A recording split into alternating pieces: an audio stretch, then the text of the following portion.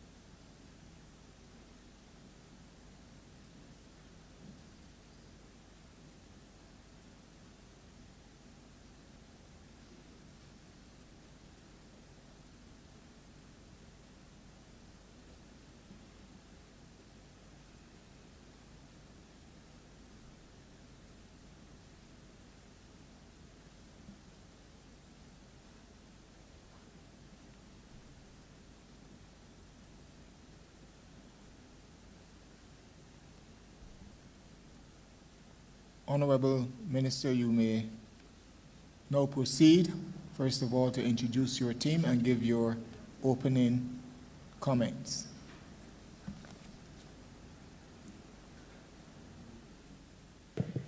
Thank you, Mr. Chairman. Pleasant good afternoon to everyone. And first of all, let me indicate that with me this afternoon is Dr. Ramel Springer, Parliamentary Secretary, Permanent Secretary, Mr. Mark Cummins, Deputy Permanent Secretary, Mr. Michael Wason, also another Deputy Permanent Secretary, Mr. Wayne Webster. I also have with me the Chief Technical Officer, Cheryl Bennett-Innes, our Deputy Chief Technical Officer, Mr. Philip Tudor, the Financial Controller, Charmaine Hippolyte, our Senior Technical Officer, Charles Yearwood, and from the Barbados Water Authority, joining me is Mr. Keith Roy Halliday, who is the General Manager. It's Mr. Charles Leslie, the Director of Engineering, Mr. John Mwanza, Special Advisor, and Siobhan Roberts, the Chairman of the Barbados Water Authority. From the Transport Authority is Ms. Ruth Holder, the Director, and Mr. Adrian Grant, the Chairman. Also Fabian Wharton from the Transport Board, who is the CEO. Mr. Wayne Prescott as well, who is the Chairman.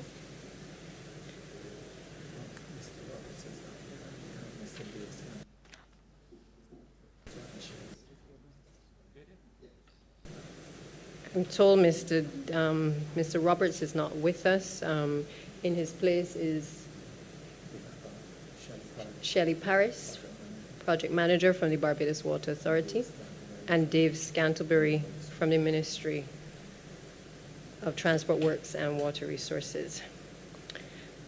Mr. Chair and colleagues, let me at the outset thank the previous member for Christchurch West and certainly the Honourable Member yourself, sir, from St. Lucie.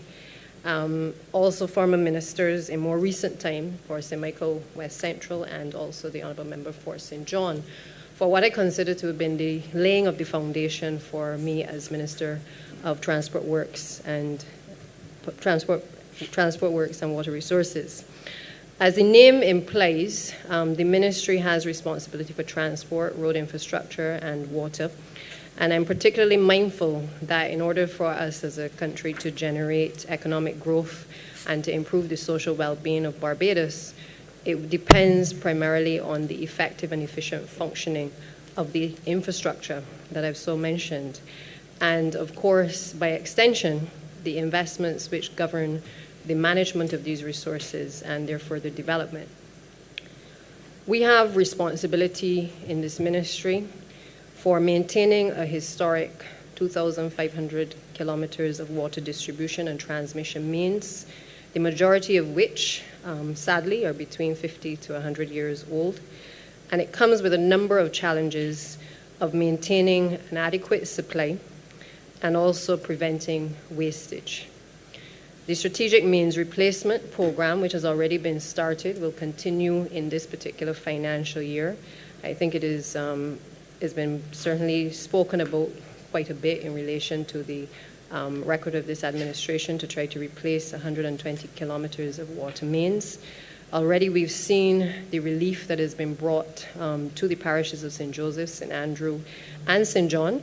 There may still be some teething problems, but we do feel, certainly in the ministry, that we have made significant strides in bringing relief to a number of the residents in those particular communities. And certainly since I've become the minister, we've had an even greater thrust on dealing now with the northern parishes of St. Lucie and St. Peter. Plans are already underway for us to establish containerized desalination plants at Collington and Hope Plantation in St. Lucie.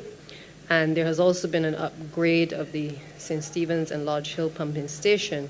And this is in progress as well, with the intention over the course of the next few months that the Barbados Water Authority will have the ability to move water from the Ionics desalination plant into the Shop Hill system to ensure that there is adequate supply of water to those surrounding households.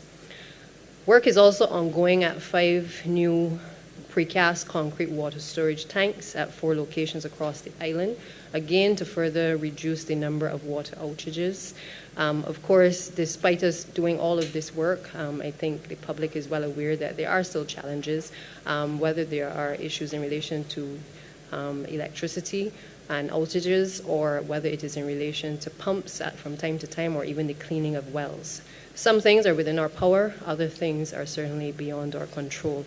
But I can say that certainly in the last few weeks on coming to the ministry, that I have recognized that the staff at the Barbados Water Authority have been making best efforts to try to address the issues that have presented the public on every occasion thus far. We have also started the process of procuring 34 diesel generators, and they've been ordered and they're due to arrive around May of this year. And it is also hoped that, especially if there are national emergencies or even indeed power outages, that this will also help us to address the issue of low water supply. As it relates to the Transport Board, we have responsibility in the ministry for the board. It has, just like in the case of water, it has a majority age fleet, even with the additional 49 electric buses that we have ordered, which I believe we are all proud to say that we've been able to enter into the fleet of this country. And the good news is that we have another 10 buses which are planned for this financial year. The Transport Authority, which is responsible for over 9,000 PSVs in the sector, has been plagued with a number of service quality issues for a considerable time. I hope that on this occasion, as Minister, that being given this responsibility, that we can wrestle to the ground a number of the issues that are plaguing the society, particularly in relation to poor driving, in relation to the number of accidents on the road, in relation to the temperament sometimes of the drivers and the confrontations that we often see displayed in the public. And I look forward certainly to the stakeholder consultations over the course of the coming weeks as well. The time has now come for us, though, to address the bad behavior. I can certainly say to the public that we have regulations, which are the transport regulations, which are coming. It is our intention to be able to go back to Parliament, get those approved, and certainly be in a position shortly to roll out an extensive campaign to ensure that drivers who are on our roads going forward of the PSVs basically comply with a certain level of standards that allow us to be comfortable that we are safe when we use these particular vehicles. The intention this year is also to move towards the Barbados Mass Transit Authority, which will see the merger of the Barbados Transport Board and the Transport Authority.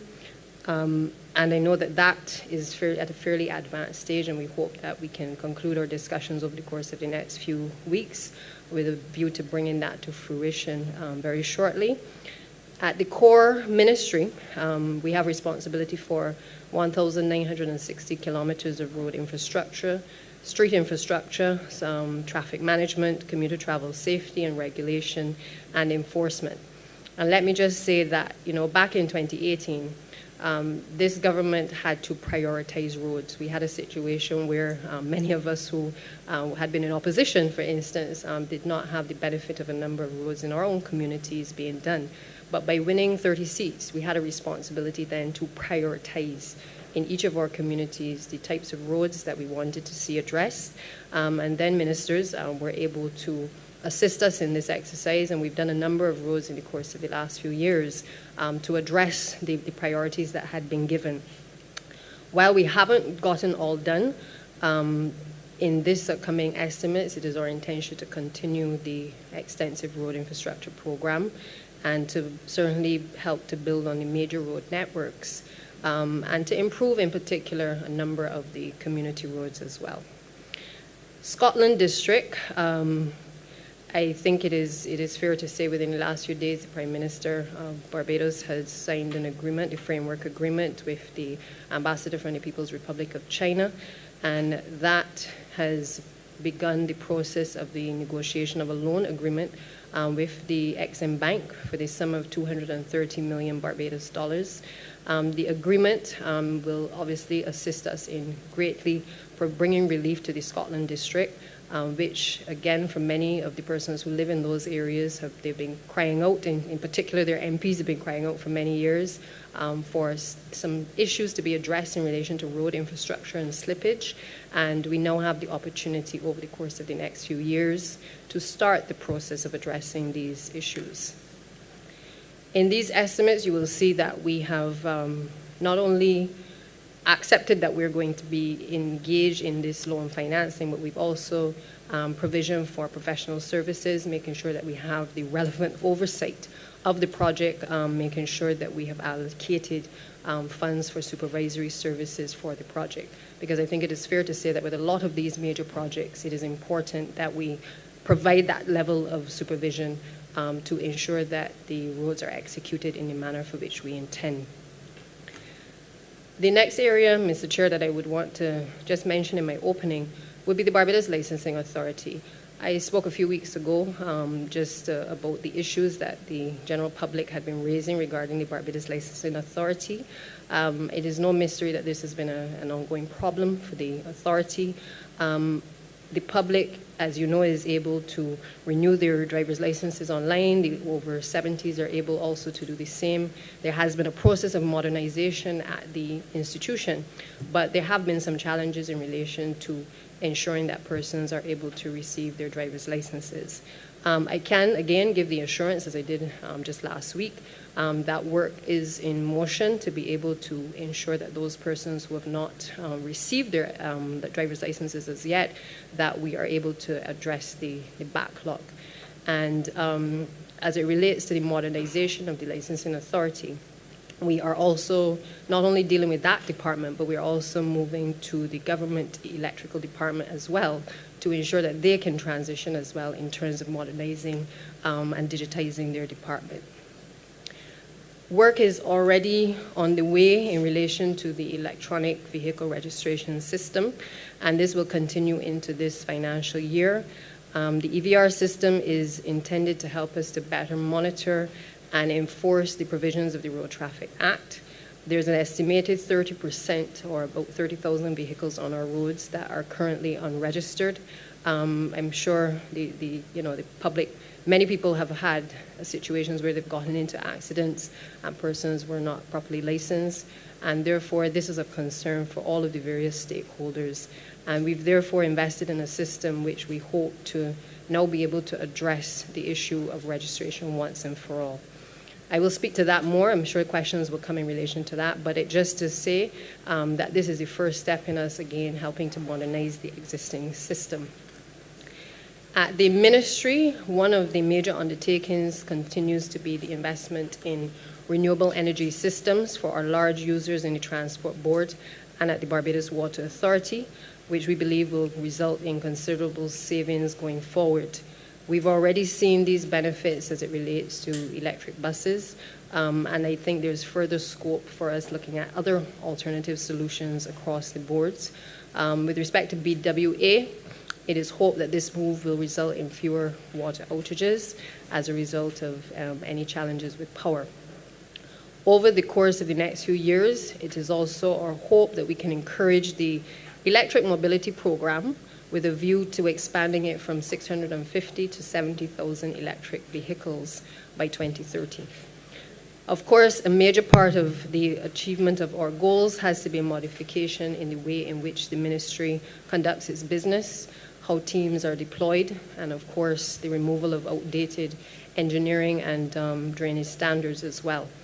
And of course, I could not speak in this introduction without speaking to the work that the ASH program workers have been doing.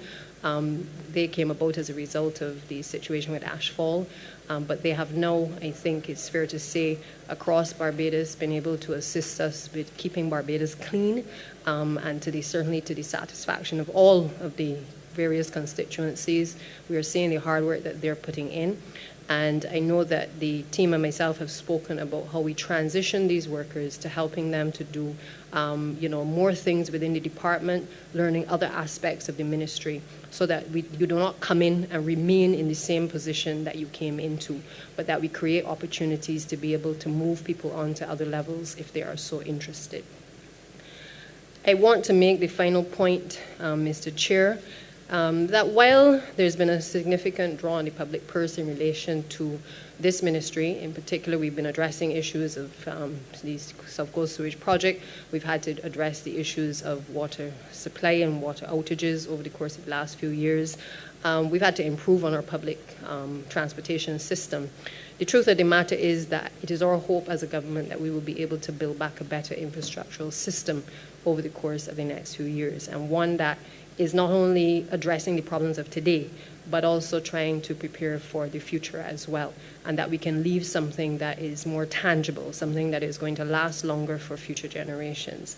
And so I hope that in the coming months that we are able to address some of the pressing issues in relation to water reuse. We have 2 bills before the House of Parliament presently that will address water zone legislation and protection in that area, and also address the issue of water reuse. It is our hope that there will be an extensive public education campaign that will be set out over the coming months, because these are all things that are going to be new for the public, and we owe it to the public to be able to engage in a very candid discussion about the future of water and certainly water reuse in this country. So, Mr. Chair, I look forward to our discussions this evening. It is late in the day, but we are happy to continue if the questions from the floor do come on Monday, and therefore I hand back over to you for the questions to flow from the members of the House.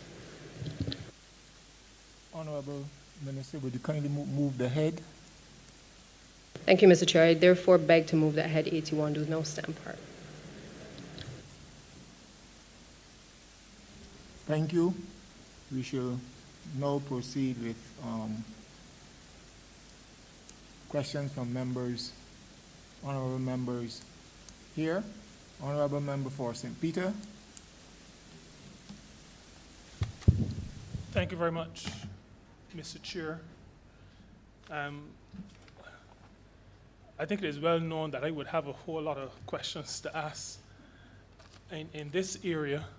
I'm not going to ask all the questions because I've had, and I need to say this publicly, I've had some discussions already with the minister, and we are to have some further discussions. But while that is the case, there are still a couple of things that I need to mention, and a question coming out of those mentions. The context within which I asked the question is that in St. Peter, those who work with me to address the issues of the people of the constituency say to me from time to time, Minister, all of our problems are in one ministry. No, I'm not going to comment on whether or not I believe what they say, but I'm sharing that so that we get an idea of what the perception is. Because our issues run from transport to water to roads. And they all fall within the Ministry of Transport, Works, and Water Resources.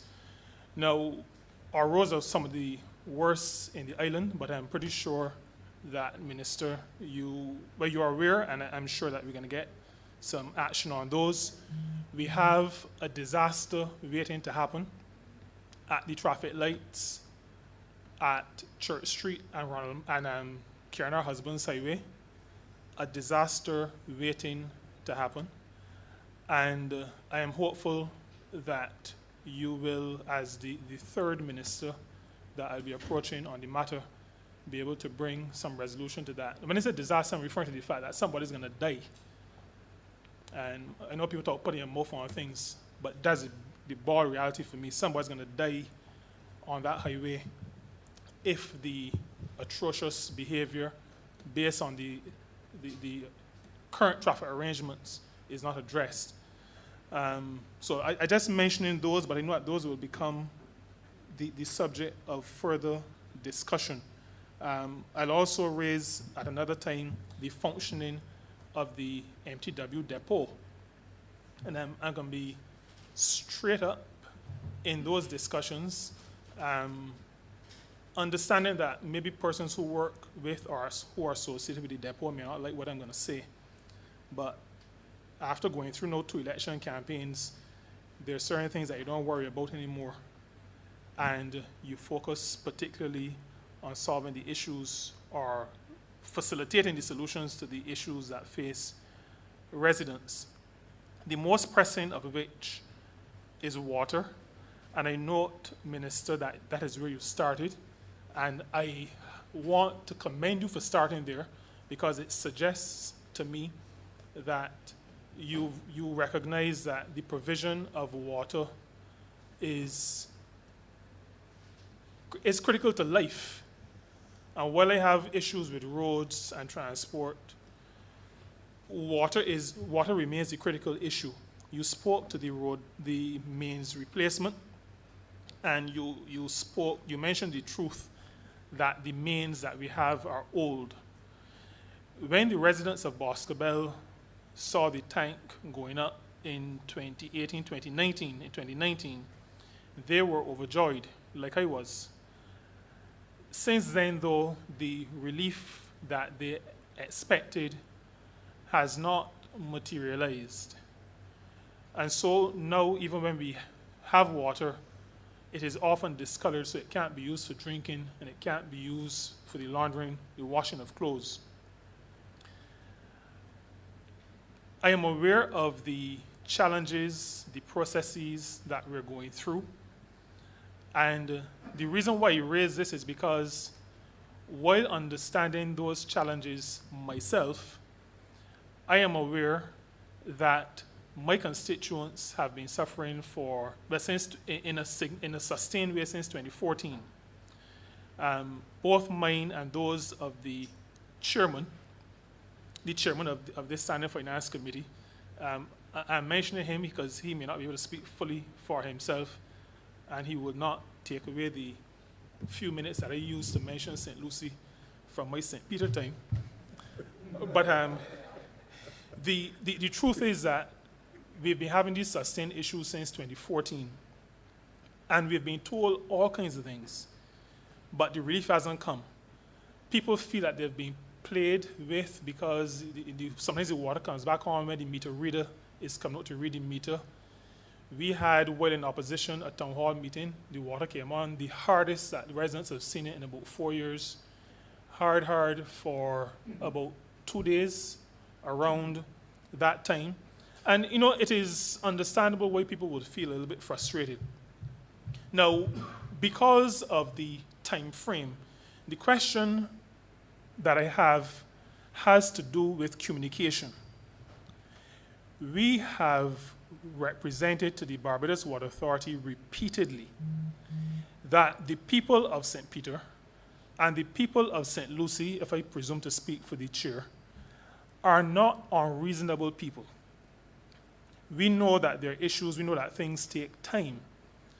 But the people in the north repeatedly say that when water is off in different places, so before we came to office, it was more in the south and the east, you have an idea of what is going on. When the water was off recently in St. Joseph, in Catawash, we heard updates on a frequent basis. Some people in Boscobel and in Pike Corner thought that that was the only place in Barbados where the water was off. Such was the frequency of the good communication. The question I have is, well, maybe two parts to the question. One is, beside the laying of the mains, what specifically can the Barbados Water Authority say in this forum as to what is happening to address the issue? In other words, I'm not asking out of ignorance. I am asking because the Barbados Water Authority needs to speak. And speaking to what is happening in terms of mains, because actual work is taking place, that needs to be spoken to. Actual work in terms of the containerized plant, the desalination plant at Colleton. I want to hear in this forum what is happening in those two regards. And then I want to hear from the Barbados Water Authority what is going to be done to communicate with the human beings who live in the north, who need water, who don't get good quality water, and who need to know what is going on. What is going to be done about the communication? So those are the two parts of the question. And I feel very passionate, particularly about the communication, because I believe that we have been hard done by due to the absence of good, sustained, fulsome communication from the Barbados Water Authority on the matter of the water situation, water supply, quantum, and quality in the north of the country. Thank you, Minister, and through you, Chair. Excellent questions, and obviously some which I know you have raised on many occasions. Also, the Chairman as well has raised them with me. We have spoken in relation to your constituency. In the first few weeks of being in office, myself and the Parliamentary Secretary took the opportunity to go into St. Lucie, not because we didn't want to go into St. Peter, but as you are well aware, we... Minister, you need to speak a bit louder. We're having a bit time. Okay. I was just saying that in the first few weeks of being in office, both Parliamentary Secretary and myself would have visited St. Peter, Mr. Chair, and we would have had the opportunity to see firsthand not only the discolored water, but also to hear from the residents firsthand some of the concerns that they had. I suspect the concerns that were expressed there are probably no different from the ones that we will hear in the parish of St. Peter, particularly because it related as well, Honourable Member, to the issue of communication. Some residents were satisfied that the tankers were going above the call of duty, and we appreciated that. But they also complained that there were some who did not come down the narrow roads to be able to deliver water directly to the little old lady who lives at the bottom of the gap. Some of them complained that they didn't hear the loudspeaker on the truck that accompanies the water tankers, so that they knew that the water was actually there and ready and available to them to be able to come and collect. We also recognized on that trip that we needed to have additional community tankers in some of the communities, which it is my hope that when we visit St. Peter, that we're in a position to identify what additional support can be provided there. But the truth of the matter is that as much as we might put out the PSAs and try to inform the residents, I personally believe that a lot of what we have to do is really to get on the ground and to talk to people and to explain to people what exactly is happening, what are the technical issues, but also trying to explain to people in a way that they can understand exactly what is happening in relation to the Barbados Water Authority's program. So I agree with you that the public education has to have two components, the traditional component, but it must also be focused on almost a ground campaign where people can ask questions, we can receive the feedback, and in turn, that action can be taken quickly to address those concerns as well. I would like the chairman of the the general manager of the Barbados Water Authority, Mr. Halliday, perhaps, and his team to perhaps address the more technical issues in terms of specifics on why St. Peter is not being serviced in the way that it should be.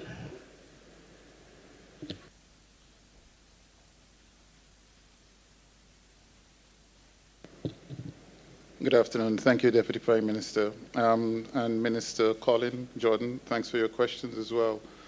I'll try to give a bit of a sense of perspective as to the issues that are before us, and then I'll try to drill down into some of the more specifics. We are very sensitive to the fact that the communication still needs to be ramped up.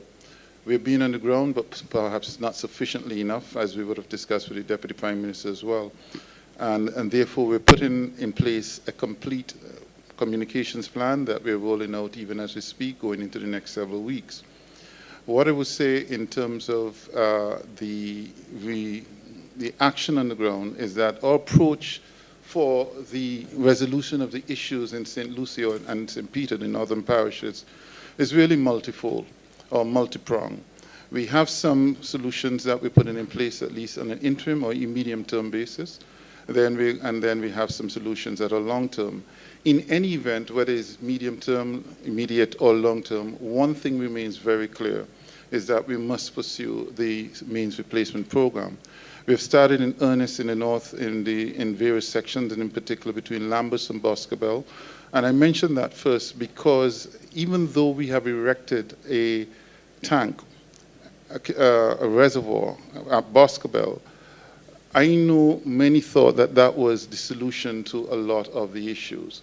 What the Boscobel Reservoir did really is to give us a more resilient form of storage. It replaced a reservoir, a tank that was decrepit and deteriorating, and allow us to put a new tank in place that could hold a little bit more water based on the integrity of that tank. But that was only part and parcel of a number of initiatives, and on its own will not solely solve the issues. And while we've tried to indicate that to many others, because it's a very visible undertaking, a very visible activity or project, most people thought that that would solve a lot of the issues. In St. Lucie and St. Peter, what we needed to do is to look at dealing with the discolored water, the replacement of the tanks, the distribution system, and in tackling all of that, and I'll ask the Director of Engineering to also give more details, in tackling all of that, as I said, the approach has been multi-pronged. So in the whole of St. Lucie, there are actually about 5 tanks, 5 reservoirs that are all actively under repair or replacement. Boscobel was just one of several. We also have had to look at the source of the water and realize that, and we have known that we do not produce or supply enough water to the northern parishes.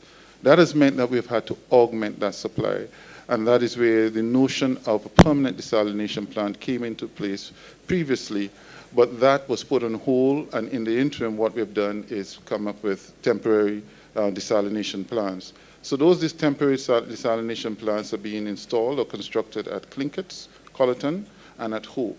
What is the intention of that, really? The intention really is to boost the water supply in the northern parishes. Because while we can embark actively so on replacing the mains, that is a long-term strategy. We will not be able to replace all of the mains in a very short time. So we need to make sure, first of all, we augment the water supply. If we at least have additional water, there's several things we can do. One, it can boost our ability to store more water at the various sites or nodes. Two, where we need to flush some of the pipes, some of the mains, which are contributing to the discolored water, we'll have that water to be able to flush. over the last 2 years, we simply have not been able to flush the mains because we did not have sufficient water supply. So putting the desalination plants in place where we are producing additional water will allow us to at least do that. Then we also needed to look at the discoloration. There are two things that we're doing where the discoloration is concerned. We have applied what we call a sequestering agent. What that sequestering agent does is to stop the lining of the pipes from further deteriorating so that the water will be discolored. And secondly, based on the research and checks that the engineers did in the last year in particular, they have discovered that one of the wells, one of the significant wells that produces most of the water for the north, needed cleaning. We have actually engaged a company to do that, and we expect to be able to clean that well in the next 10 days to 2 weeks. It has taken some time to do some of these things simply because of the preparatory work that is required. Even going into the well is a very dangerous undertaking, and there are very few people who would want to do that. So we've had to do a number of things to put what we needed to put in place to be able to pursue that undertaking. So for instance, once we take that particular well offline, it means that the water production or the water supply would decrease. We have looked at alternatives to make sure that we can at least meet some of the demand or boost some of those. And very shortly, we'll roll out all of the specifics where the cleaning of the Allendale well in particular is concerned. But I'll pause there for now, and I'll hand over to our Director of Engineering in the event that he wants to add any additional information that will also help to explain not only the issues in St. Lucie, but also solutions. Thank you.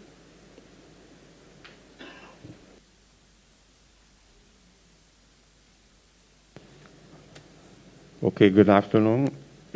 Good afternoon, everyone. I just wanted to add a bit more to what our General Manager was indicating. Mr. Director, before you begin to speak, you'll have to introduce yourself for the records of the House. Thanks. Okay, sorry. I'm Charles Leslie, the Director of Engineering of the Barbados Water Authority.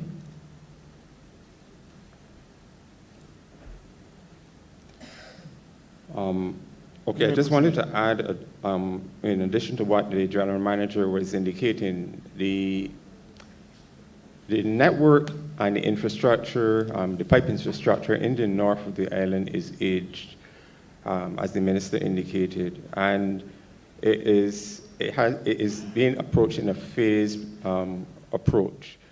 We are dealing with the replacement of some of the tanks, like at Boscobel and Half Acre. We're doing replacements there. After those replacements, we're also going to be looking at the repair of existing infrastructure. At Half Acre again, and at Lamberts, we're going to be doing repairs to those infrastructures there.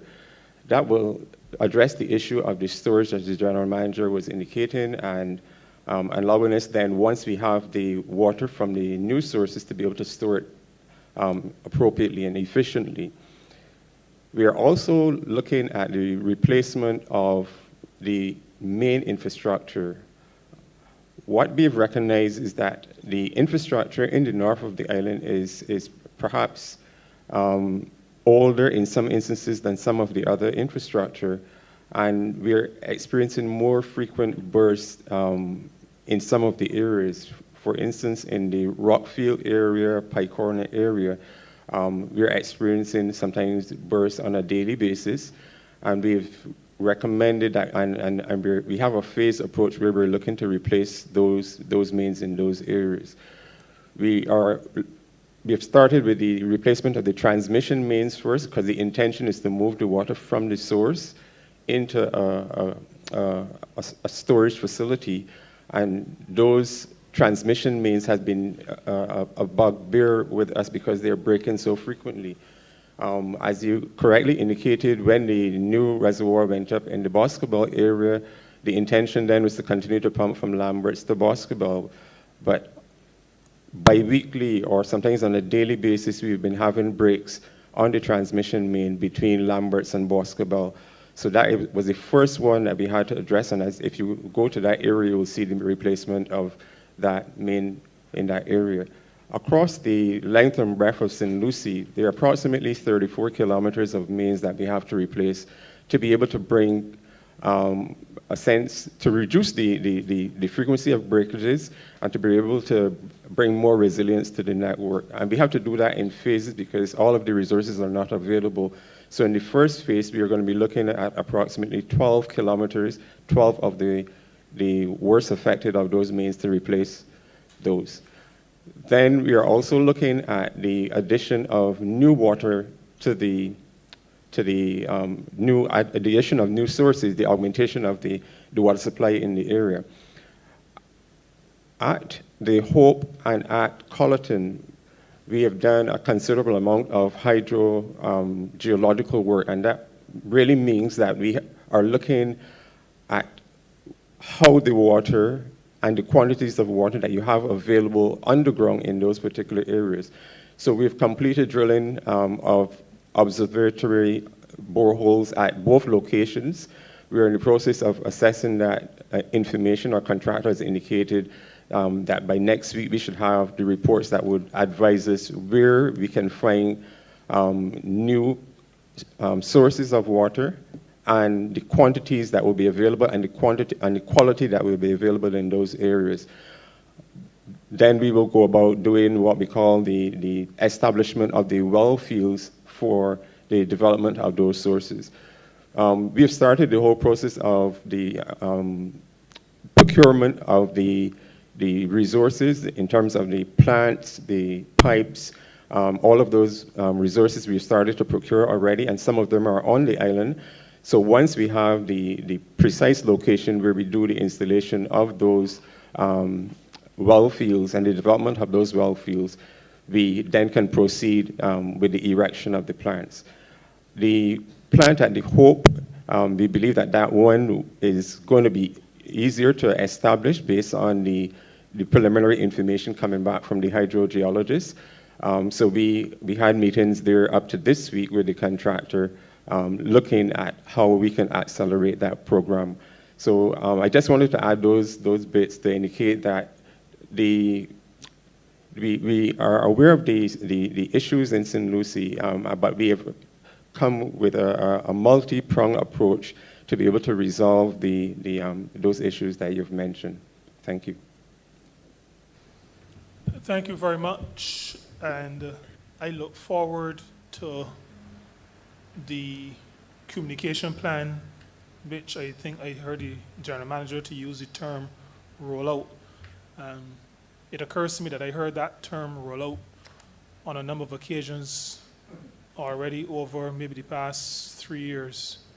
And I hope that the rollout will become, I can still use our word, a reality, because all the information that has been shared is good information, but the people need to be aware of the progress in addressing the issues. My focus in terms of the question that I've asked is keeping the people of this country, the people of the North, appraised of what is happening in the program. Thanks for sharing the information this evening, and I look forward to a continuation of this sharing so that people understand. The patient, good-natured people of the North are updated as to what is happening in resolving the challenges. Thank you very much. Mr. Chairman, I just want to come back in just quickly because the Honourable Minister also raised the issue of Church Street and the challenges, or the concerns rather, in terms of that particular area, obviously having frequent accidents.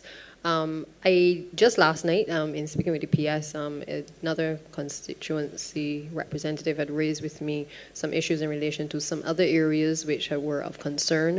Again, as to why the accidents are taking place may not be particularly clear at this point in time, but I have asked for a full report from the technical officers to provide me with the information as to where are these accidents frequently occurring, and let us do a study as to what it is that can can be done, if there's any validity in the allegations being made, because I believe that the longer that we take to address these issues, we end up with persons obviously feeling as though the ministry has not done sufficiently to be able to prevent death or injury in many cases. And so I've asked for this to be given high priority. I think the area that you mentioned was Church Street, and I therefore would ask just quickly for the Chief Technical Officer to be able to,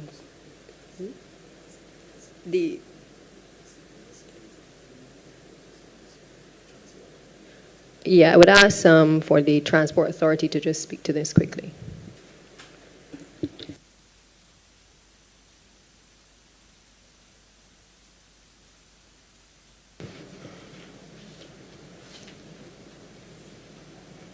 Good afternoon. My name is Ruth Holder, Director of the Transport Authority. In the Minister's opening address, she spoke about the behavior of the PSV sector. She was quite clear in terms of what it is happening, what we are experiencing, and the things that we intend to do. We've taken a look between the Transport Authority, the Transport Board, as well as the police from the Northern Division. We've had meetings with the PSV sector in relation to what is actually happening in that corridor. The Transport Board has graciously provided us with the facilities to use a portion of the Spikestone bus terminal. I know the Minister for St. Peter would also say that we've done this previously, but I want to give him the assurance today that we're at an advanced stage of moving the PSVs off of that Spikestone bypass road and into the Transport Board terminal. We intend to do this effective March 1st. All systems are in place. To facilitate this, we've done everything that is possible so far. We've spoken with the PSV sector. We're meeting with them on Sunday afternoon to inform them of the traffic flow through the terminal.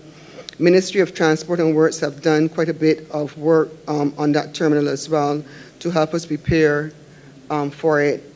We've developed newspaper ads, flyers were distributed today to that sector. Again, police will be there with us on Monday morning. We do have the support of the Police Service Department, and they've given us the assurance that they'll be there on Monday morning because we definitely need to clean that corridor. We know and understand the chaos that we've been seeing from there, the dangers that exist, the health and safety of pedestrians having to cross the road, people with groceries, all types of things. We know exactly what is happening, and we're seeking to bring an end to it. It has not been an easy task for us, but we feel quite confident that with the provision of the PSVs coming into the terminal, not only will we see people off the roads, but we also see that element of sanitization of the PSVs on every trip. And persons can now use the bathrooms within the terminal rather than having to use the bathrooms on the sink. So we looked at the entire element of it, and we're sure we can give the public of St. Peter and the traveling public of St. Peter the assurance that by Tuesday, March 1st, they will definitely see a difference at that location, and it would take some of the chaos and confusion off of the road there. I hope that I did answer the question. Thank you very much. That is some of the best news that I've heard in a long time, maybe since the development of vaccines for COVID-19. Really good news. I look forward to the first. I was promised a date, September 2020 or 2019, I think it was. That didn't materialize. But I feel confident that March 1st will materialize, and I really look forward to that, and the people of St. Peter, but the people of the north, St. Andrew and St. Lucie as well, who use that terminal and that space. We look forward to regularity, to good order being brought to bear to the behavior in that space. Thank you very, very much.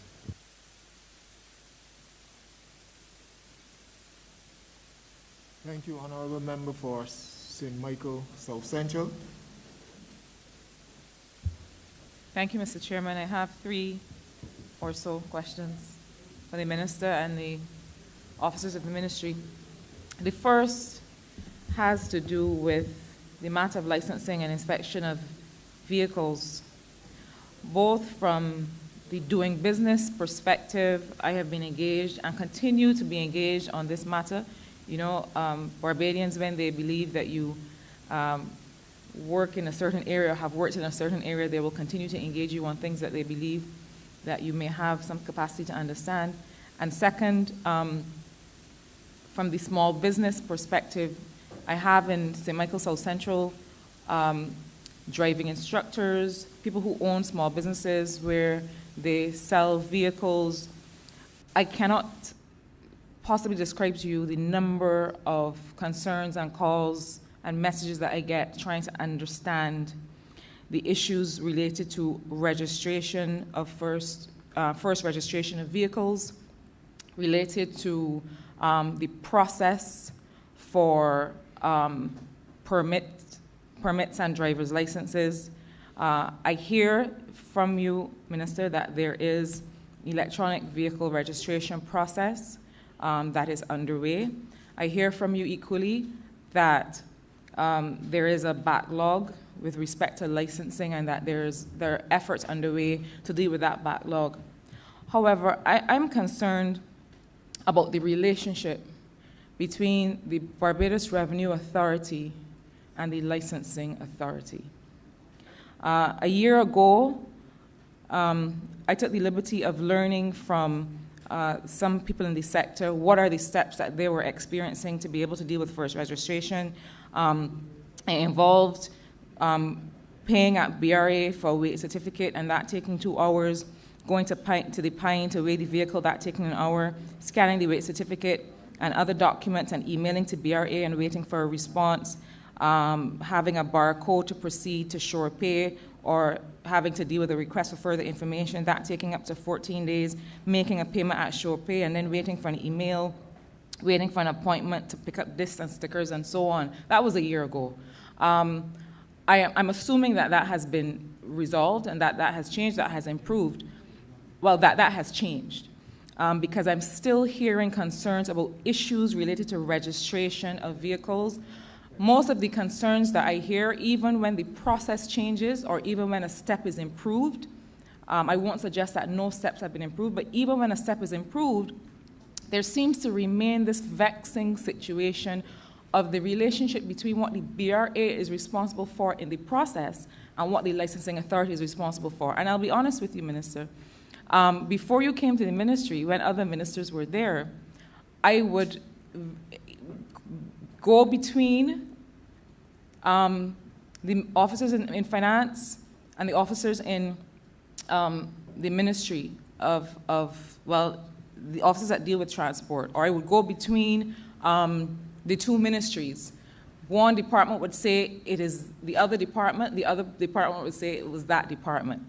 Can we have, for the benefit of those Barbadians listening who sell vehicles, who have to deal day to day with people who have to do permitting and licensing to drive, what is the actual issue as it relates to that relationship and the various responsibilities that have to come together?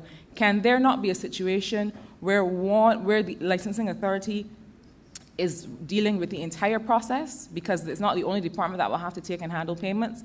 Can we not have a situation where the BRA has a clear role and is able to deal more clearly? Can we hear what exactly is the challenge and what is intended to resolve it, and by when? Thank you, Minister, for the question. Again, very valid concerns that I think the general public have expressed. I'm going to ask the Permanent Secretary, who is due to speak with the Revenue Commissioner shortly in relation to this matter, because I think that he may be able to give a fuller explanation. But suffice to say, to let you know, I think, and we all know as ministers, sometimes even though the policy flows from our mouths, and the changes and the intentions are well-intentioned, oftentimes the implementation becomes a challenge, and it requires us to continue to drill down until we get it right. So I'll ask the Permanent Secretary to just speak on the matter. Thank you, Thank you, Deputy Prime Minister. Honourable Member Kettle, thank you for your question. And I know that this is a major challenge for the Barbados Licensing Authority, for the Barbados Revenue Authority, and by extension, the public of Barbados. I must apologize for the absence of the Chief Licensing Officer who is not well, and I will do my best to answer your question because it's something that has engaged the attention of the ministry, as you have said correctly, for the last year. I will first speak to vehicle registration. After the Barbados Revenue Authority came into operation, the registration of vehicles, because of the money that is exchanged in that process, became a function of the Barbados Revenue Authority. That worked relatively smoothly up until a year to 14 months ago, when unfortunately the building which was occupied by the Barbados Revenue Authority at the Pine had to be vacated because of environmental challenges.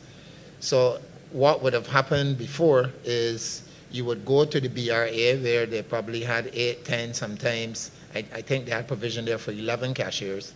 So you go to the BRA. It wouldn't take you a very long time, maybe 20 minutes the most, and you will pay, I'm going to use the example of the weight certificate, $25 for your weight certificate. You come over and join the line. Your vehicle is weighed, and you go on your merry way to start your registration process. When that building had to be vacated, persons now have to go to Warrens. They either have to go to Oistins, to the Treasury, or wherever there's a BRA office, pay, and then come to the Pine. So for example, a transaction that would have taken 45 minutes to 1 hour at most, as we speak, is now between 3 to 3.5 hours, and certainly that is not good enough. With that scenario in mind, former Minister Gudinejil had met with the Revenue Commissioner, and we sought to put a number of processes in place to try to do whatever was possible to use the electronic facilities available to make life easy. So we went to Cabinet and we got permission for the regulation tests, the permit, and the license fee all to be paid, that they can all be paid in one. But we did not stop there. We met with the Revenue Commissioner, and as the Deputy Prime Minister has said, as soon as these estimates are finished, she has informed us that she is ready to meet to show us what has been put in place in dealing with that proposed rollout.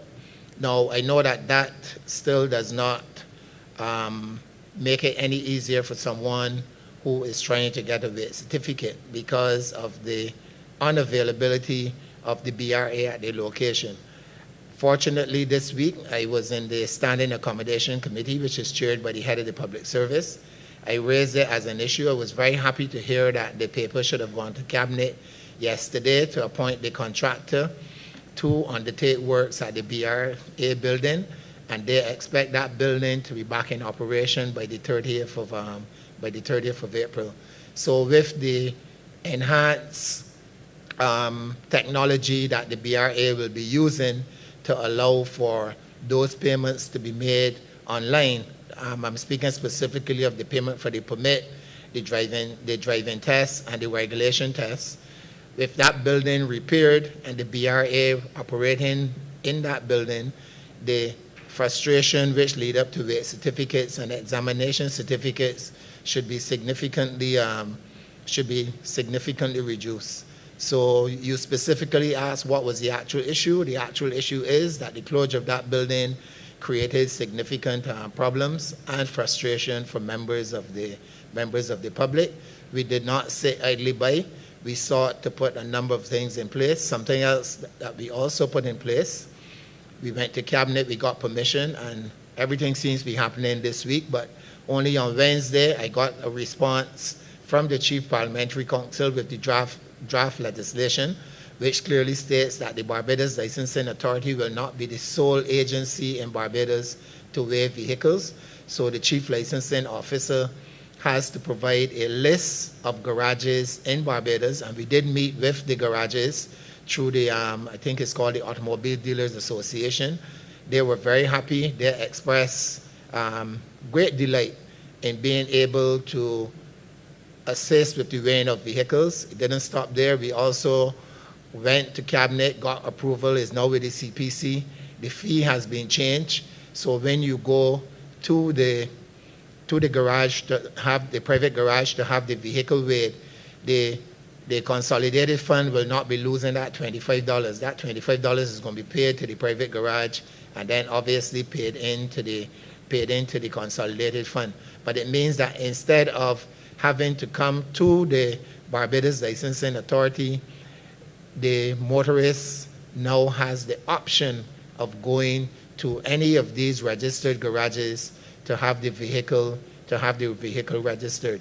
As we speak, they can go to the garages to have a roadworthy certificate, but now they will be able to go to the garages once the legislation has been amended. And as I said, the CPC sent down the first draft, which our principal counsel is currently reviewing, and that too will remove some of the significant pressure placed on the limited number of examiners at the licensing authority, because I'm not making any excuses, I'm being very real. We have been trying to get additional vehicle examiners now in excess of a year without any success, and we have had to utilize some of the mechanics from our workshop in order to make sure that we can examine the vehicles to ensure that especially our commercial and public service vehicles are roadworthy. So there are a number of things that we are doing. I think the roles of the BLA and the BRA are very clear. We certainly collaborate on a regular basis. We share information. As a matter of fact, the database, the current vehicle database, resides at the Barbados Revenue Authority. So we do work very closely. The Barbados Revenue Authority, in my opinion, they've done outstanding work in terms of improving the vehicle registration by the use of that online facility. Of course, it is not perfect, but they are constantly working to improve it. And I will not speak to the EVR. No, I think that will come at another point in time. But we have collaborated. We've put a number of things in place. We think that we have improved our services to the public. Certainly within the next, I would say, 2 to 4 weeks, when the legislation is approved and when the legislation is proclaimed, and we can advise the public of the garages that they can utilize. We can advise the public that you can now go online and pay for your regulation test. You can pay for your permit, and you can pay for your driver's license. That all of these services will enhance will allow members of the public to be better facilitated, and also for us to deliver a better service to members of the public, because at the end of the day, that is what it comes down to, the quality of service that the Barbados Licensing Authority can address. And I can say in closing that the Deputy Prime Minister has latched on to that. Every day she asks me about the Barbados Licensing Authority. As a matter of fact, I sometimes I feel as if I'm the Chief Licensing Officer. Maybe that's why he's not available this week and I'm here answering these questions. But that's the reality of the situation. And Honourable Member, I hope I have not only answered your question, but provided some information which you can hold us to, because we are very, very close to being able to roll it out. Thank you. P.S. Cummins, I have to thank you for that very thorough response, or should I call you CLO? Thanks for that very thorough response.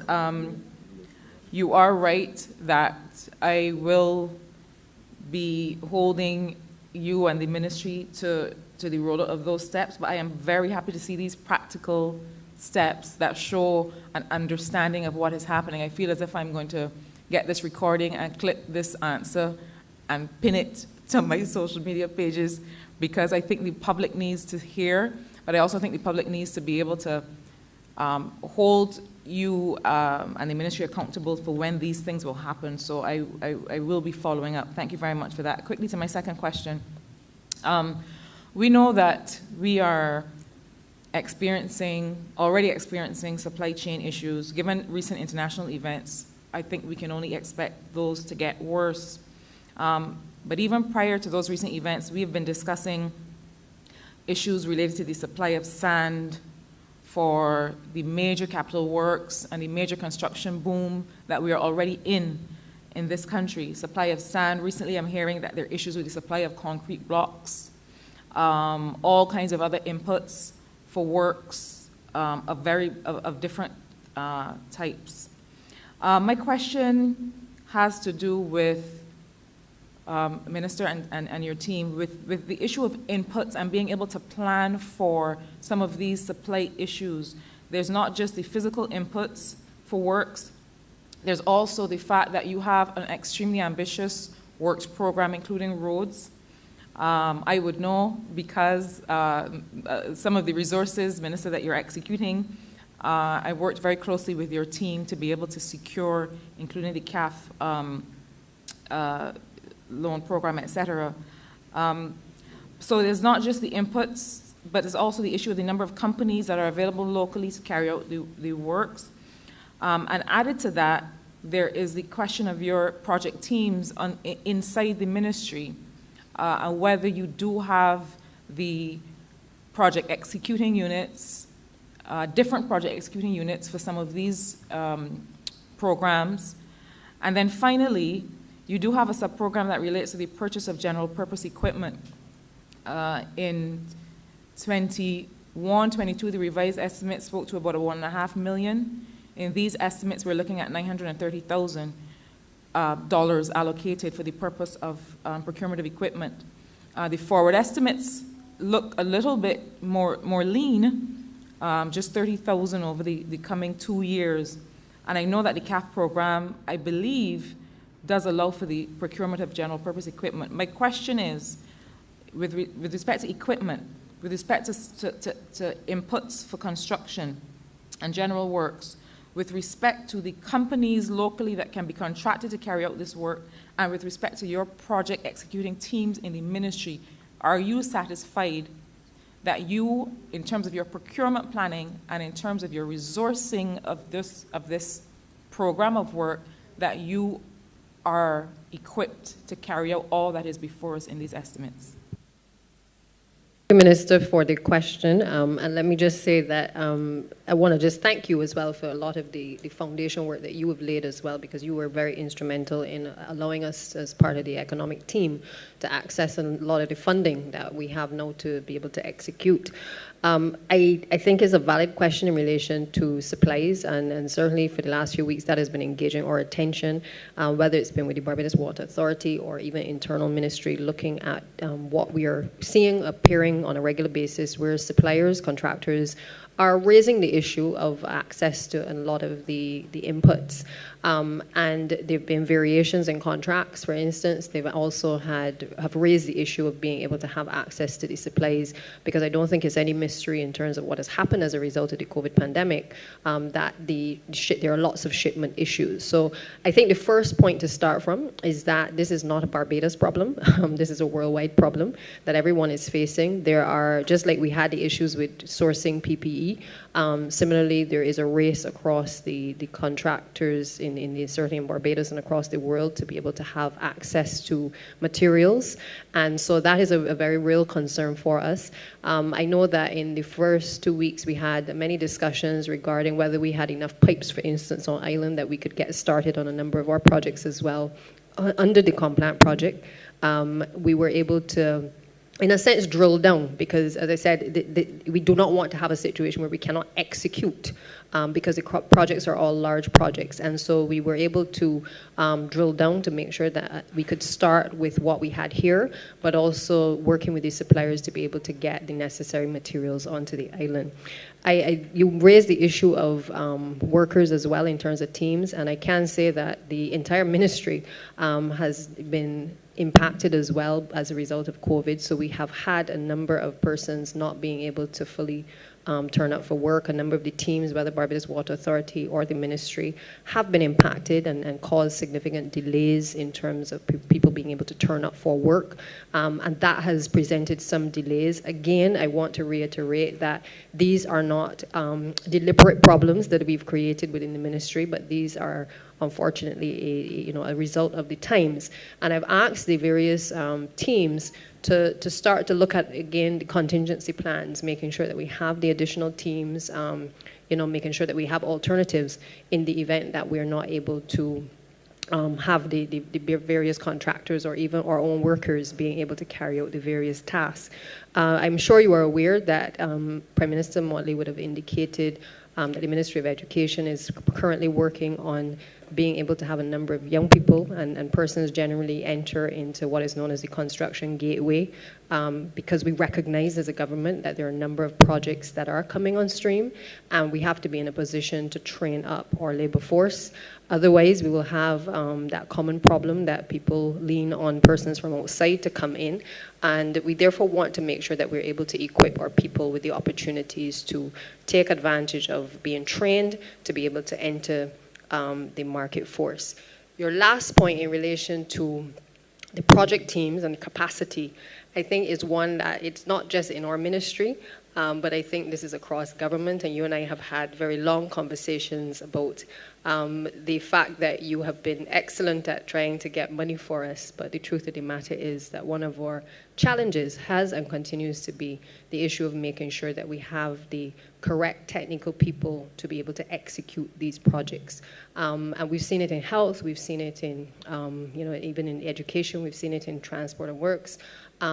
We really have to make sure that when we are engaging in these types of high-level projects, that we have a qualified team of project managers to be able to work with us. We have identified for the projects already some of those persons, but there is still work which is ongoing in the ministry to ensure that we have internal oversight, but also that we create specific teams to be able to help to shadow a number of the projects that are to be executed.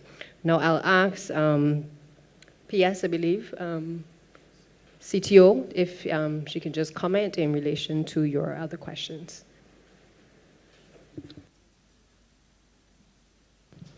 Hello, Cheryl Bennett-Innes, Chief Technical Officer, Ministry of Transport, Works and Water Resources. You're going to have to help me with what were the remaining questions, because I thought between PS and our minister, they basically covered it. So I'm trying to think. I can't remember what was left.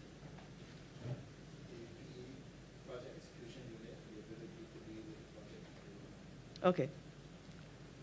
So we do have I will refer to it as a skeleton project section in the ministry. It's headed right now by Mr. David Canterbury, who's right behind me. But we definitely recognize that we're going to need to support the work that they will be doing. And we've already made a proposal on, shall we say, purchasing, recommendation to purchase some of the services that we believe that we would need to help us to manage the projects. We have quite a number of the internationally funded projects. We have the Latin America Bank, which is CAF. We have the Chinese project in the Scotland district, which is Complant.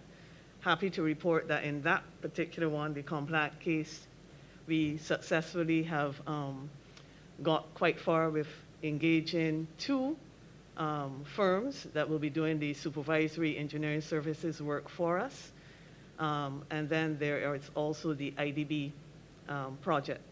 And we hope to be we have already engaged some of the engineering, supervision, and other consultancies for those projects. So we're getting some help, but the ministry lost quite a number of its technical staff, not just to during the retrenchment, but we are a growing older group, and some of us have retired, some of us are near retirement, and some of us are not sure how much longer we can last. But we are going to be, as I said, we've made a proposal to augment the project section. And if you want to hear a little bit more in detail about that, I'm sure Mr. Scantlebury can detail that for you if there are any specific areas that you want to hear about how we're going to beef up the project unit. But we have that proposal in hand, and we believe that we will be, together with the limited resources that we still have at the ministry and the help of our private consulting partners, we will be able to manage the projects quite well. Thank you. I don't necessarily need to hear details on the project team composition, but just a caution that, you know, with the CAF, the IDB, with the various projects, there's a temptation to use the same project team to execute. And when I look at this public sector investment program, Minister, that you have responsibility for, it is large, and it will require several balls in the air at once, so that the individuals may not be able to manage, and indeed it may delay execution. I didn't hear too much about the equipment, but perhaps it can come in under my final question, which has to do with your sub-program 525, improvement to traffic management. And it, for me, prompts the question on a plan that this government has had for some time, which has to do with a new, and I believe, Minister and PS, I believe that it may be contemplated under the CAF program, which is a sector-wide approach program, which looks, I think, which looks beyond infrastructure and hard works to other kinds of projects. But I'm thinking about all of the conversation around Bridgetown and its redevelopment, and the issue of the flow of traffic, the pedestrianization of Bridgetown, the issue of parking, and how traffic moves and how people move around the country, but in particular around urban areas. Whether it is contemplated that the plan around pedestrianization of Bridgetown and greater Bridgetown area to smooth and to be able to address traffic management, but also the parking, and the fact that when we first contemplated the parking issue, it was not just to address traffic management, but it was also an economic enfranchisement effort to say to individuals that parking garages provided an opportunity for Barbadians to invest. It is a pretty straightforward income stream. It is heavy on capital in the beginning, but doesn't require much maintenance throughout. And there was a plan to be able to have parking satellites and shuttle services and so on to be able to smooth the flow of traffic in and around greater Bridgetown area. Related to that is the issue of traffic calming measures. And, you know, I'm sure that many members have constituents who reach out from time to time and suggest traffic calming measures in the streets where they live. I can say that in St. Michael South Central, those requests have come frequently, have been made to the ministry. The area, for me, that is not very transparent is how those decisions are made, whether there's a benchmark for when there will be responses to those requests, and whether there could not then be a more complete plan for traffic calming measures in particular areas of the country. So, for example, rather than me having to come and ask that there be speed bumps at 6th Avenue, Belleville,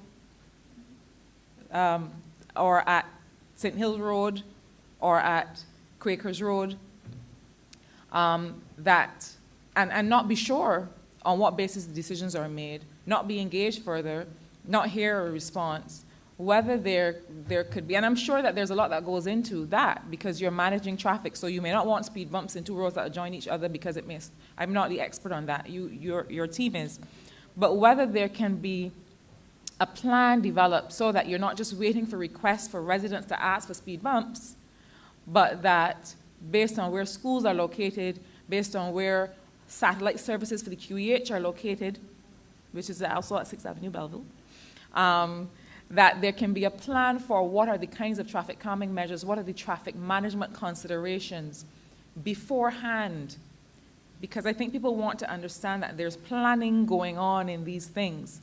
So I just wanted to hear from you quickly, because I know that the response may be involved, and I wouldn't want to ask that we have the whole presentation now on the greater Bridgetown area traffic management plan, but please give us an indication on how these traffic calming measures are decided on and implemented and how we can expect to get responses on these things, and also the plan for Bridgetown and the use of parking garages to be able to free the flow of traffic and to provide an economic enfranchisement opportunity for Barbadians. That was quite a bit, but I'll try to do it as quickly as possible. I think, if I remember correctly, you started first with the plan for Bridgetown. We definitely have put forward a proposal for Bridgetown. Certain decisions have to be made. Part of the plan could have included whether or not you wanted to consider pedestrianization, for instance, of Broad Street. And if you're going to do that, then of course other things have to happen with the streets that adjoin and connect with Broad Street. So, but that proposal has been put forward, and we just have to see whether or not it will be discussed more and what aspects of that proposal will be accepted. But that has been done already. We have also done a parking proposal. This will be a blend of just not looking at the off-street parking, but how we manage the on-street parking. We certainly recognize that for many years, first of all, the on-street parking in Bridgetown has been free. That is typically not the way the rest of the world goes, because your parking in your main city on street tends to be a rather prized possession, shall we say. So to have it free is a little bit odd. And also the fact that in Bridgetown and Barbados, the on-street parking is occupied by people that work in Bridgetown all day. So no revenue, and they are taking up the spaces for, say, someone that might want to pop into town to do quick business or to have lunch. You're forcing them into the off-street parking spaces where the all-day workers should be. So that a proposal has been done with parking, whether or not we try to regulate that by parking meters or whatever. That proposal has already been put forward. We actually put some money in for the coming financial year for a traffic study that would help us collect data and actually do more like an area-wide traffic management plan for the city of Bridgetown and other locations, other towns like Oistins and Holtown or whatever. Unfortunately, because of the COVID situation and the need for us to cut back on it, that sum of money has been removed for 2022-23. But we have not totally given up on it. We will try to see with the money that is remaining what aspect of it that we can start on. So that large traffic study is not going to happen in the coming year, but that it is an essential part of what will come up with the overall plan. Traffic calming measures. Those are usually put in place in residential areas, as the name suggests, near schools as well, near facilities, as you mentioned, hospital, because obviously you want the traffic to be going slower in areas where you expect people to be walking or where you expect people will be vulnerable, people might be moving around. How do we choose what traffic calming measure might go in place? You mentioned humps. We have, technically there are warrants that have to be met to see if a hump is needed. It has to, it's called a speed hump for a reason, because it's used to slow the traffic down. But the warrants are things like how many vehicles are in a particular road, how many of those vehicles in that road are going over a set speed limit, and when are they doing it. And that determines, those warrants come together to determine whether or not you need to have the speed humps, or do you look for another traffic calming measure.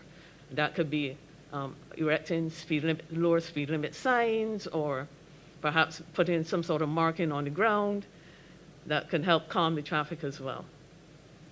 It's not always that the humps are the preferred option for calming the traffic. We have suggested as well a group of other, I would say, comprehensive plans that are looking generally at traffic management, that takes into account things like public transport, whether or not we should be looking at different areas for other hubs for our public service vehicles rather than the existing terminals that we have. So we've done a comprehensive proposal on that as well. I should mention here as well that one of our major thrusts as well is in the area of road safety. And there is a road safety component of the IDB funded project that Mr. Scantlebury is in charge of that's going to be looking at safety issues island-wide for making sure that when people are moving around by whatever mode, whether vehicle, on foot, or in public service vehicles, that they can do so safely. And I think that's Sorry, if I could just clarify the question on the traffic calming measures. Thank you, CTO. I really wanted a more concrete response on what is the process, because really a response on whether residents have gotten together and requested speed bumps in their area, that is a service. To be able to respond to that request is a service, right? To be able to do the assessment that you've just described is necessary, and then to communicate whether it is a yes or a no, to be able to communicate with the community, are we proceeding and with what timeline, that is something that people will expect to hear back on. So I really wanted to get a sense from you of not just the theory of how that decision is made, but within what timeline is the assessment made such that communities can get an answer about whether they can expect a speed bumps, where they can expect something else, and when, because these are real concerns. People are concerned about their children running out into the street and being struck by a vehicle. These are real concerns. It is not just kind of the theory and the technical consideration, but the response to the community. So timelines for when that can be expected in general. Okay. Minister, I want to interject here because I feel your pain and I know exactly where this question is going. I recall trying to get some speed humps in my constituency in the area of Golden Rock, which was near to a play park. And despite my constant requests, I ended up having to call the officer responsible for the speed humps almost every single day until they actually install the speed humps. So I am of the view, as I think you are and several other colleagues, that there is perhaps presently not a very clear system that is in place in terms of what determines where the speed humps and the calming measures go within constituencies. What, however, I have said to the PS and to the rest of the team from the time we came to the ministry is that that can no longer be the case where you ministers write, MPs write and raise the issues in relation to genuine concerns by constituents, genuine concerns that they have, and there is no response, or you have to pester and you have to bother persons in order to get a response. So not circumventing what the CTO is likely to say, but to simply let you know that this is a front burner issue for me because I have been personally affected in my own constituency as a result of it. I understand that there may be limited resources, and just like we have had to do since 2018, we're going to have to prioritize, and perhaps that study is perhaps necessary, but I think the best way to gather information is from the very people who are the representatives of the communities as well, who understand and who have been hearing the concerns from the residents, and therefore once that information is passed on, a response is owed to those individuals to let them know what can and what cannot be done. So I take your point, and I believe CTO has heard you clearly, that if it hasn't already been done and there's not a timeline given, that I think that we have a responsibility as a ministry to address those concerns as a matter of urgency as well. Thank you, Minister. You can't see me nodding vigorously, but I agree with your response. I think your instincts are right on where the concern is coming from, and I'm glad to hear that it is on the front burner for the ministry. Thank you so much. Issue of the parking garages, you're perfectly right. We did speak as in the early stages of our administration about empowering people, particularly in the city, to be able to be owners of the parking areas. And I think that just requires picking up that conversation with this ministry now that I'm the minister, to be able to see what is possible, what are the areas that may be available, and to see if that can become a reality. Even if you take the Queen Elizabeth Hospital, there's parking there, but for the most part, the parking is free unless you are a member of the profession. And the truth of the matter is that in every other territory across the world, you have to pay to go to visit persons within the hospital. Again, it's a luxury that we've come to become accustomed to, but these are all things that as we develop that we may have to put on the table and have serious conversations regarding a move in a different direction. I just wanted to touch on the other issue that you raised in relation to Bridgetown, and to say to you that the senior ministers and the Prime Minister, we've met in the last few weeks, and this issue was, again, a front burner issue for the ministry. It was one that I think former Minister Duguid and Minister Goodinejel also would have started the process of, hence why all of the studies are in place in terms of what the CTO has raised. And it is one that I've indicated to the PS that we need to certainly revisit. One of the things that we are, in a sense, reimagining in Bridgetown is obviously different ways to access the commercial enterprises to make sure that, you know, Barbadians feel comfortable either parking and riding, or even introducing shuttles into the Bridgetown area. There are many studies that have been done in terms of the traffic flow. I think where we are now is that decisions just need to be taken. And before we take those decisions, we just need to make sure that we are obviously in consultation with all the various stakeholders.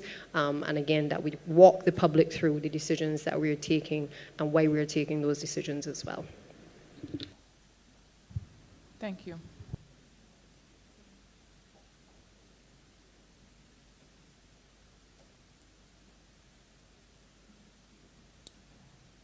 Thank you.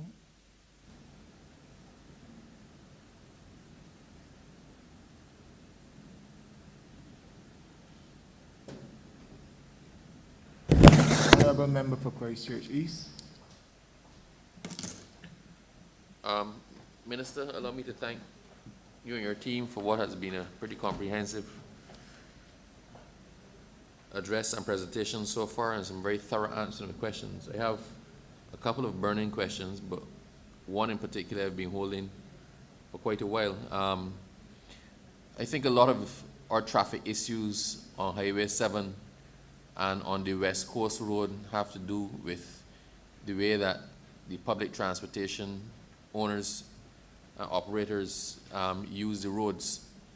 I was stuck behind a vehicle going up to Old Town, and literally the vehicle at no point in time got past about 40 kilometers an hour and was quite often less than 30. But because of the steady stream of traffic coming in the opposite direction, it was unable to pass them. And when I finally got past, the road was clear, but there was a long line of traffic backed up behind the PSV. And it happens on Highway 7 as well. A lot of our traffic congestion is caused by the operation of the PSVs and some of the public transportation vehicles, and they seem to have no care and concern for anybody else. They don't use the laybys, and I remember when the PSVs fought for the right to use the laybys that were previously reserved only for the transport board buses. This is a serious issue. We also are seeing videos circulating a lot recently. I sent you a video, Minister, and I sent it to the Commissioner of Police as well, of an incident with two public service vehicles, one blocking the road at right angles to the traffic, and then they were fighting each other for position going down a street. Now, what is the ministry's plan to deal with this? Because at some point in time, we need to enforce against them, and it's not just simply a matter for the police. But if persons are applying for license and licenses are renewable, and you have information about some of the vehicles that are doing complete nonsense on the road, then what is the plan for the ministry? What are you looking at this year to try to get this under control? It's not just about safety of other users of the road. It's not just about the safety and insurance of coverage for the passengers in the vehicle. It's also about general law and order and lawlessness. Minister, for your question. I totally and wholeheartedly agree with you that something has to be done in relation to a lot of the lawlessness that we see on the roads. I think there is general consensus amongst the associations. I haven't had the opportunity to speak with them, but based on what they have red flagged to me in correspondence and certainly in preliminary conversations, I get a sense that they too are concerned regarding the operators and what they've been seeing as well on our roads by a number of them. Now, I know there have been discussions that have taken place with the Transport Authority, and I'm going to ask Ms. Holder to weigh in on this as well, because there are some regulations, as I'm sure you're aware, that we had initially approved, which have been further amended and are due to come back to Cabinet shortly for approval. But again, as I said in my opening, that we have to now have a very zero-tolerance approach to bad behavior on the road. And it has to come to an end.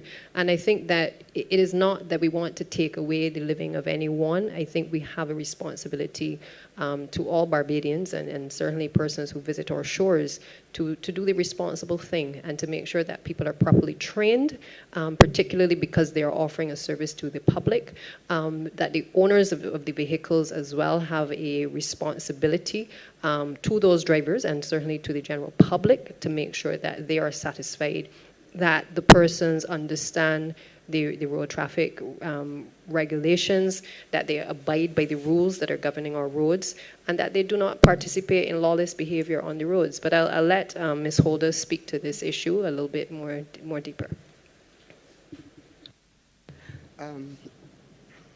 Thanks, Deputy Prime Minister, for your detailed answer. I believe that we were probably sharing the same notes on this one. But the conduct of the PSV sector has been of really serious concern to the Transport Authority. We've been, as Deputy Prime Minister alluded to, we've been looking at the issue of the regulations and how we actually regulate this sector to seek to improve it. And I think that, or we believe that there are a number of issues within the sector itself where we believe that the general consensus between the drivers and conductors is that the level of self-esteem, and I'm being honest, that the level of self-esteem that is being, that they have of themselves, it seems to be at the lowest end. So in other words, they don't see themselves as entrepreneurs, they don't see themselves as business people, they don't seem to have the business acumen to realize exactly what it is that they're doing, which is causing further destruction of the sector. So for example, we see the few bad ones, and the entire sector is blamed because we have a few bad apples. But I, at this stage, would like to vouch for the good ones, because I believe within myself that 80% of the sector is relatively good. We have about 20% that is giving problems and is causing issues. We, however, believe that with the regulations in place, that we can eliminate some of the things that we're seeing nowadays, some of the problems that we're having.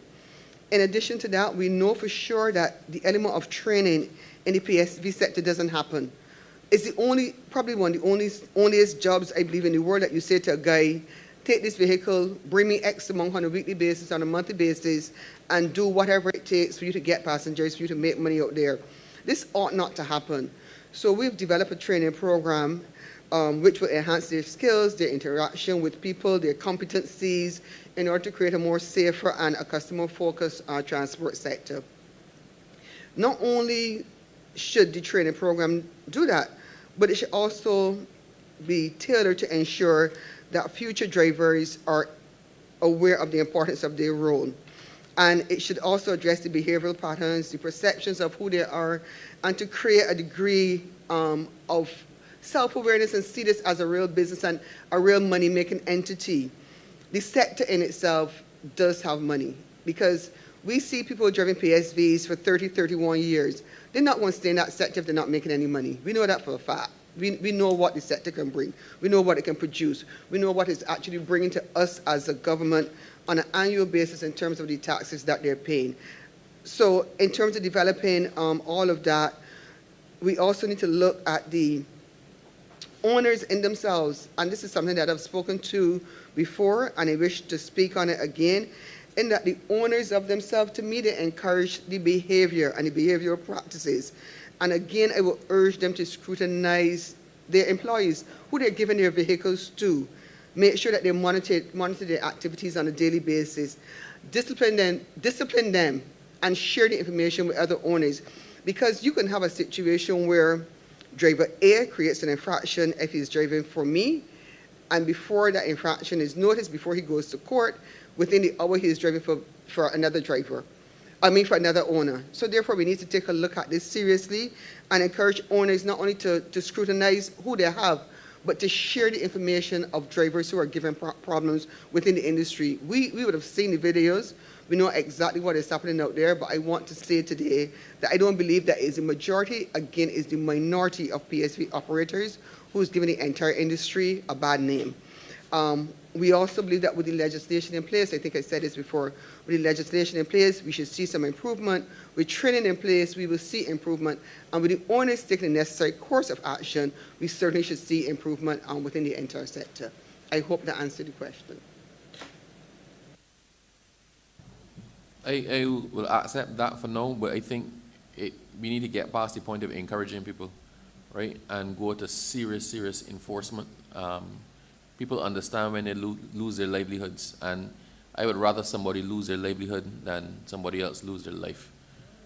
So that is on that. Now, the other issue I would like to raise, we had a problem with the 3D route, that is the route that goes to Ferry Valley, and on some of the Silver Sands routes that the drivers were not completing their routes.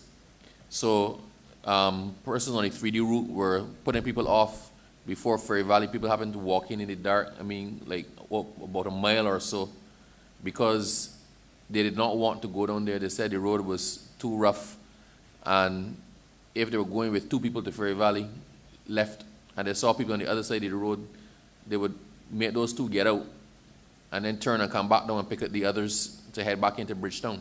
And so you have a situation where the service is actually unreliable.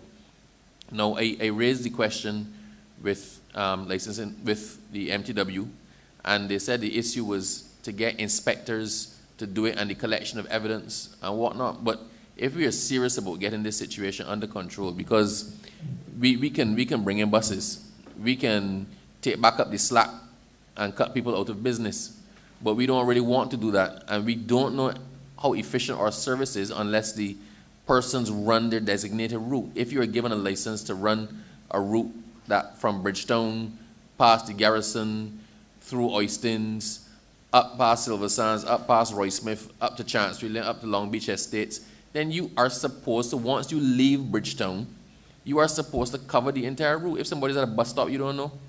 So you're turning around and heading back down to town to pick up 2 or 3 people, might leave somebody else stranded who needs the service. So is anything being done to address this? It is a simple thing as far as I am concerned.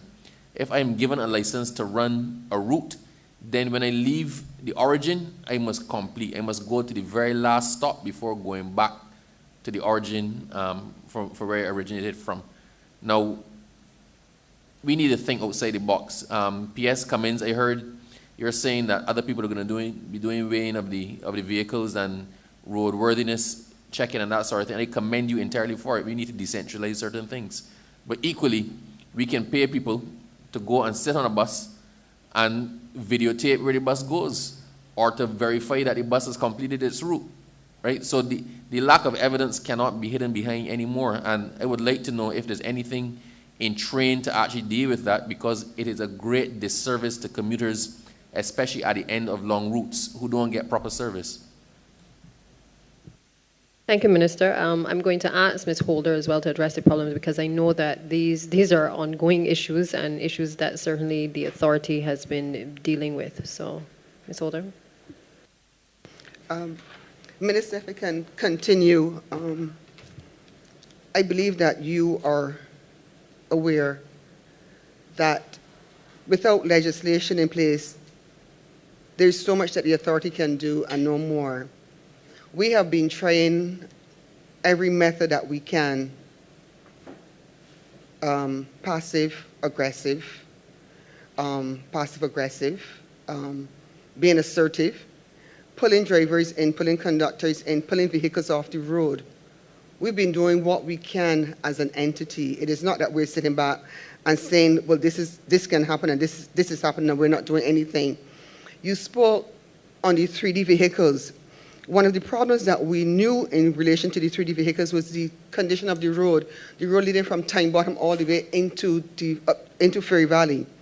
Since that road has been repaired, I believe it might have been repaired sometime last year. Since that road has been repaired, we are not getting those issues anymore. So those issues are not as pronounced as they were before, because that is an issue that has been sorted out. In terms of having someone on vehicles to see where to go and where to stop, we also tried that method as well.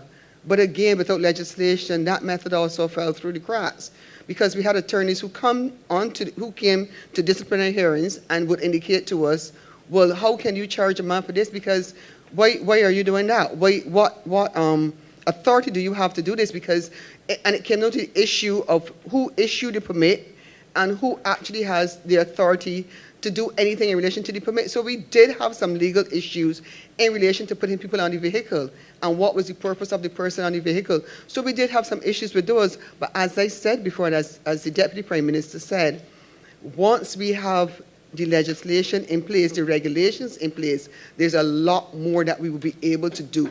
So now the onus is on the powers that be to get the legislation in place, which would give the authority more bite to what they actually have right now as it is. I hope that did answer your question, Minister. Thank you, Ms. Holder. And just to say that the bite is coming, because we have the regulations, the revised regulations after the various meetings, and as soon as the estimates are over, those are coming to Cabinet again for approval. Minister, I hear you, and I hear Ms. Holder, and Ms. Holder, I don't actually entirely agree with you. The fact is a license is issued for a vehicle to run a certain route, and one of the terms of that is that you have to complete your route. So with what is there on the books, I believe that you are in a position to enforce. But if we're going to do suspenders and braces, and the minister is assuring us that the regulations are coming to make things airtight, then I will hold my steam for that. But it is something that we cannot. Sometimes we look for legislation or for rules where the provisions already exist, but the authority doesn't actually want to exercise its authority, right? It is real simple. If I give you a license to run a route from Bridgetown to Sam Lord's Castle, if the bus leaves Bridgetown but never reaches Sam Lord's Castle, then it has not complied with the terms of its license. When that license comes up to be issued again, you can actually refuse to issue that license. But I do have faith in the minister, and she's a lady of her word. So, Minister, I look forward to all of the bells and whistles that would make everybody feel comfortable in exercising their full jurisdiction to bring the situation under control. I am aware of the time and I'm being signaled, and I will hold my next question for, I guess, Monday.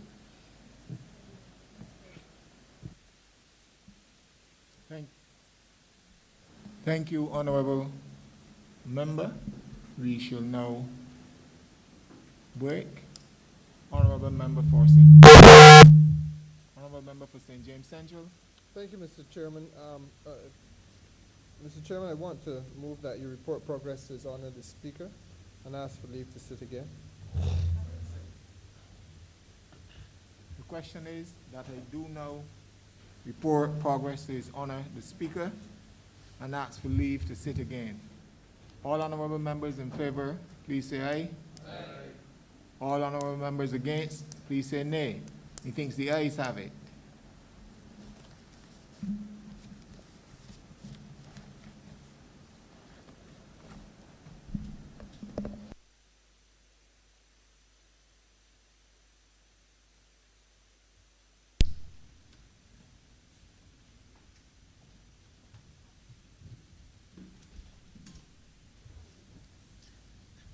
The Chairman of the Standing Finance Committee has reported progress and requested leave to sit again. Mr. Speaker, I remember St. James Central. Mr. Speaker, sir, I move that the Honourable House be suspended until Monday, the 28th of February at 10 a.m.